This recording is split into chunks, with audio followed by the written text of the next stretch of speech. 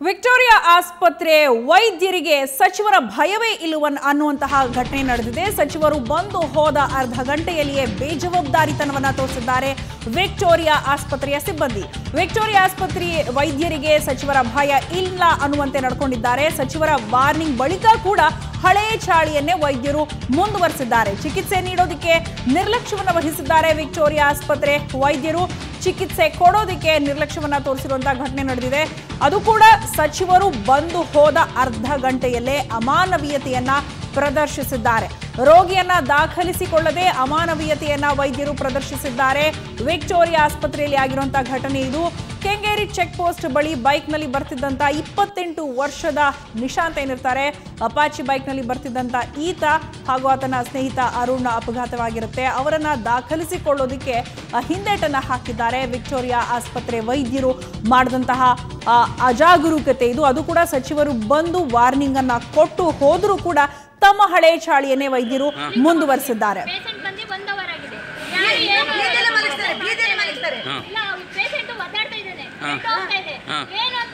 Patient ಹೆಸರೇನಮ್ಮ, ಏನಾಗಿದ್ದಮ್ಮ?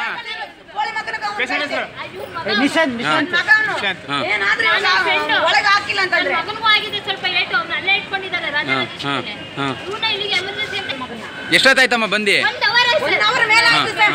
1 hour ಮೇಲಾಯ್ತು. ಇದೇನು ಏನಿದು ಬೇವರ್ಸಿಗಳು ಸಾಯ್ತವೆ ಬೇವರ್ಸಿಗಳು. ಅವರು ಇಲ್ಲಿಗೆ ಬರ್ಕೊಟ್ರು, ಇಲ್ಲಿಗೆ ತಗೊಂಡೋಗಿ ಅಂತ. ಪೇಷಂಟ್ ಬಂದು 1 ಅವರ್ ಆಗಿದೆ.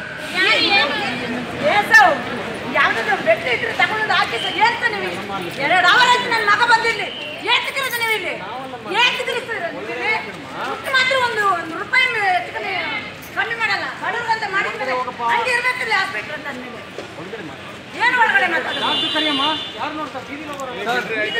ಒಳಗೆ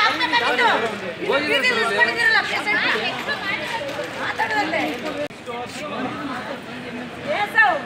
ಯಾವ್ದು ಬೆಡ್ ಇಟ್ರೆ ತಗೊಂಡು ಹಾಕಿ ಏನ್ತ ನೀವು 2 ಅವರ್ ಆಯ್ತು. ನನ್ನ ಮಗ ಬಂದಿಲ್ಲಿ ಏತಿಕ್ಕಿರೋದು ನೀವು ಇಲ್ಲಿ ಏತಿಕ್ಕಿರಿಸ್ತೀರ ಮಾತ್ರ ಒಂದು ರೂಪಾಯಿ ಕಮ್ಮಿ ಮಾಡಲ್ಲ. ಬಡವ್ರಂತ ಮಾಡಿದ್ರೆ ಹಂಗೆ ಇರ್ಬೇಕಿಲ್ಲ ಹಾಸ್ಪಿಟ್ಲ್ ಅಂತ ಅಂದ್ಮೇಲೆ ಏನು ಒಳಗಡೆ ಮಾತಾಡೋದು?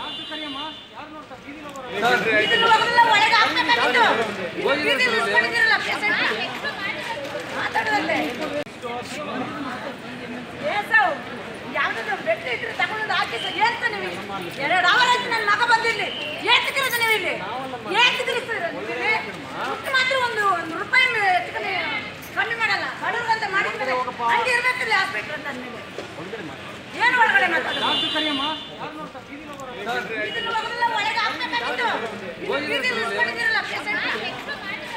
ಮಾತಾಡೋದಲ್ಲೇ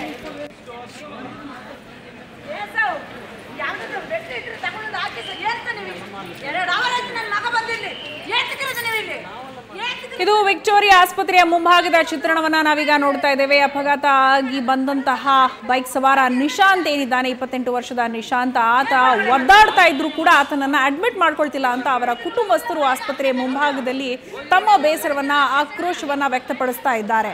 ವಿಕ್ಟೋರಿಯಾ ಆಸ್ಪತ್ರೆಯ ಮುಂಭಾಗದ ಚಿತ್ರಣವನ್ನ ನಾವೀಗ ನೋಡ್ತಾ ಇದ್ದೀವಿ. ಇವಾಗ ಇನ್ನಷ್ಟು ಅಪ್ಡೇಟ್ಸ್ ನೀಡಲಿದ್ದಾರೆ ನಮ್ಮ ಪ್ರತಿನಿಧಿ ಮಮತಾ. ಅಲ್ಲಿ ನಿಶಾಂತ್ ಏನಿದ್ದಾರೆ ಅಪಘಾತ ಆಗಿರೋರು, ಅವ್ರನ್ನ ಅಡ್ಮಿಟ್ ಮಾಡ್ಕೊಳ್ತಿಲ್ಲ ಅಂತ ಅವರ ಕುಟುಂಬದವರು ಆಕ್ರೋಶ ವ್ಯಕ್ತಪಡಿಸ್ತಿರೋದನ್ನ ನೋಡ್ತಿದ್ದೀವಿ. ಏನಾದರೂ ಆಸ್ಪತ್ರೆ ಸಿಬ್ಬಂದಿ ರಿಯಾಕ್ಟ್ ಮಾಡಿದ್ರೆ ಇದಾದ ನಂತರ ಹೇಗೆ? ಸೌಜನ್ಯ, ಹೌದು, ಇದು ಬೆಳಗ್ಗೆ ಆಕ್ಸಿಡೆಂಟ್ ಆಗಿರುವಂಥದ್ದು. ಕೆಂಗೇರಿ ಚೆಕ್ ಪೋಸ್ಟ್ ಬಳಿ ಏನು ನಿಶಾಂತ್ ಮತ್ತು ಆತನ ಗೆಳೆಯ ಇಬ್ಬರು ಕೂಡ ಬೈಕಲ್ಲಿ ಹೋಗ್ತಾ ಇರ್ತಾರೆ ಅಂತ ಸಂದರ್ಭದಲ್ಲಿ ಆಕ್ಸಿಡೆಂಟ್ ಆಗಿದೆ. ಆತ ಕಾಲನ್ನು ಕೂಡ ಮುರ್ಕೊಂಡು ಕಟ್ಟಾಗಿರುವಂಥದ್ದು. ಸೊ ಪಕ್ಕದಲ್ಲಿರುವಂತಹ ರಾಜರಾಜೇಶ್ವರ ಆಸ್ಪತ್ರೆ ಕರ್ಕೊಂಡು ಹೋದರೂ ಕೂಡ ಅಲ್ಲಿ ಚಿಕಿತ್ಸೆ ಆಗೋದಿಲ್ಲ, ನೀಡೋದಕ್ಕೆ ಆಗೋದಿಲ್ಲ ಅಂತ ಹೇಳ್ತಾರೆ. ಅದಾದ ಬಳಿಕ ವಿಕ್ಟೋರಿಯಾ ಆಸ್ಪತ್ರೆ ಕರ್ಕೊಂಡು ಬರ್ತಾರೆ. ಆದರೆ ಅಲ್ಲಿ ರಕ್ತಸ್ರಾವದ ಮಧ್ಯೆ ಆತ ಒದ್ದಾಡ್ತಾ ಇದ್ರು ಕೂಡ ಅಲ್ಲಿ ಯಾವೊಬ್ಬ ವೈದ್ಯರು ಕೂಡ ಬಂದು ಆತನ್ನ ಅಡ್ಮಿಟ್ ಕೂಡ ಮಾಡ್ಕೊಳ್ಳೋದಿಲ್ಲ. ಅದು ಬಿಟ್ಟು ಒಂದು ಕನಿಷ್ಠ ಒಂದು ಇದನ್ನು ಕೂಡ ತೋರೋದಿಲ್ಲ, ಮಾನವೀಯತೆಯೂ ಕೂಡ ತೋರೋದಿಲ್ಲ ಅಂತ.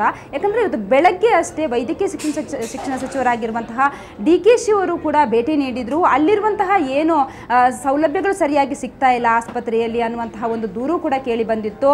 ಸರಿಯಾಗಿ ಚಿಕಿತ್ಸೆಯನ್ನು ನೀಡ್ತಾ ಇಲ್ಲ ಅನ್ನುವಂಥ ಆರೋಪ ಕೂಡ ಕೇಳಿ ಬಂದಿತ್ತು. ಈ ಹಿನ್ನೆಲೆಯಲ್ಲಿ ಈಗಾಗಲೇ ಸಚಿವರು ಕೂಡ ಭೇಟಿ ನೀಡಿದ್ರು. ಅದಾದ ಅರ್ಧ ಗಂಟೆಯಲ್ಲಿ ಅಷ್ಟೇ ಇಂತಹ ಒಂದು ಘಟನೆ ನಡೆದಿರುವಂಥದ್ದು. ಆದರೂ ಕೂಡ ಅಲ್ಲಿರುವಂತಹ ವೈದ್ಯರು ಯಾರೂ ಕೂಡ ಕೇರ್ ಮಾಡಿಲ್ಲ ಅಂತಂದರೆ ಯಾವ ರೀತಿ ಮುಂದಿನ ದಿನಗಳಲ್ಲಿ ಯಾವ ರೀತಿ ಅವರು ಚಿಕಿತ್ಸೆಯನ್ನು ನೀಡಬಹುದು ಅನ್ನುವಂಥದ್ದು ಇಲ್ಲಿ ಕ್ವಶನ್ ಮಾರ್ಕ್ ಆಗುತ್ತೆ. ಯಾಕಂತಂದರೆ ಆಗಷ್ಟೇ ಬಂದು ಏನು ಸಚಿವರು ಎಲ್ಲ ರೀತಿಯ ಸಮಸ್ಯೆಗಳನ್ನು ಕೂಡ ಪರಿಶೀಲನೆ ನಡೆಸಿದ್ರು. ಮುಂದೆ ಯಾವ್ಯಾವ ಸಮಸ್ಯೆಗಳು ಆಗದೇ ಇರೋ ರೀತಿಯಲ್ಲಿ ನಾನು ಎಲ್ಲ ರೀತಿಯ ಕ್ರಮಗಳನ್ನು ತಗೊಳ್ತೀನಿ ಅನ್ನುವಂಥ ಮಾತನ್ನು ಕೂಡ ಹೇಳಿದರು.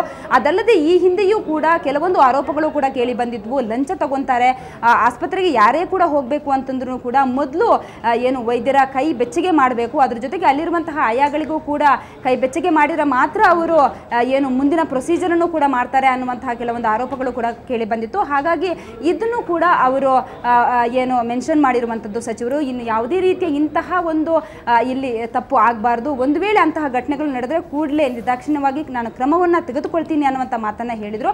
ಅದಾದ ಅರ್ಧ ಗಂಟೆಯಲ್ಲಿ ಇಂತಹ ಒಂದು ಘಟನೆ ನಡೆದರೂ ಕೂಡ ಯಾರೂ ಕೂಡ ವೈದ್ಯರು ಬಂದಿಲ್ಲ ಅನ್ನುವಂಥದ್ದು. ಹಾಗಿದ್ರೆ ಅವರು ಯಾವ ರೀತಿ ಚಿಕಿತ್ಸೆಯನ್ನ ಕೊಡಬಹುದು? ಹಾಗಿದ್ರೆ ಏನು ಸಚಿವರ ವಿಕ್ಟೋರಿಯಾ ಆಸ್ಪತ್ರೆ ಅಂತ ಅಂದಾಗ್ಲೇನೆ ಅಂದ್ರೆ ಕೆಲವರು ಹೇಳುವಂಥದ್ದು ಅಪವಾದ ಇದೆ.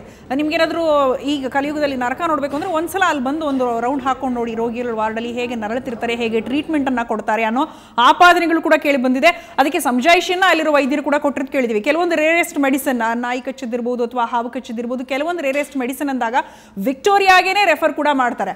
ಸೊ ಅಂಥದ್ದು ಅನಿವಾರ್ಯವಾಗಿ ಅಲ್ಲಿ ಹೋಗಲೇಬೇಕಾದಂಥ ಪರಿಸ್ಥಿತಿ ಪೇಷಂಟ್ಸ್ಗಳಿರುತ್ತೆ. ಅಂಥದ್ರಲ್ಲಿ ಕನಿಷ್ಠ ಕಾಳಜಿಯನ್ನು ಅಲ್ಲಿ ವಹಿಸ್ತಿಲ್ಲ. ಅದು ಸಚಿವರು ಹೋಗಿ ವಾರ್ನಿಂಗ್ ಮಾಡಿ ಈ ಥರ ಬೇಜವಾಬ್ದಾರಿ ನಡ್ಕೊಂಡ್ರೆ ಕಠಿಣ ಕ್ರಮವನ್ನು ಕೈಗೊಳ್ತೇನೆ ಅಂತ ವಾರ್ನ್ ಮಾಡಿದ ಮೇಲೂ ಅರ್ಧ ಗಂಟೆಯಲ್ಲೇ ಈ ರೀತಿ ನಡ್ಕೊಂಡಿದ್ದಾರೆ ಅಂದರೆ ಯಾರು ಭಯವೂ ಇಲ್ವಾ? ಹಾಗಾದರೆ ಯಾವ ವಾರ್ನಿಂಗು ಏನು ಆ್ಯಕ್ಷನ್ ತೊಗೊಳ್ತೀನಿ ಅಂದರೂ ಯಾರಿಗೂ ಮುಲಾಜೆ ಇಲ್ವಾ ಅಲ್ಲಿ? ಹೇಗೆ?